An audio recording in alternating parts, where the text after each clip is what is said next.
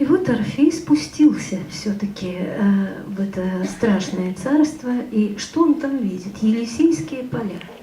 Там бродят тени, среди которых тени Эвридики, тоскующие о возлюбленном. И вот когда он видит Эвридику и начинает приближаться к ней и выводит ее из этого места на землю снова, вот в это время в оркестре звучит совершенно изумительной красоты солирующая флейта. Одна флейта из всего оркестра играет мелодию. И ее сопровождает оркестр, конечно, эту мелодию. Вот солирующая флейта поет это мелодия любви этих двух людей, Орфея и Эвридики. Орфей. Превратят вакханки меня в брызги звезд, Кефару в созвездие. Струны неба так тихо звенят.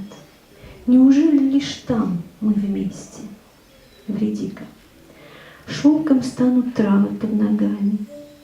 Бросил взгляд. О, милый, что со мною? Тенью шла бы за твоей спиною целый век, что я недолюбила. Мне очень нравятся эти стихи, это стихи современных авторов, вот на эту тему. Сейчас мелодию флейты сыграет Елена Лапшина, а партию оркестра на фортепиано будет играть Елена Ардуван.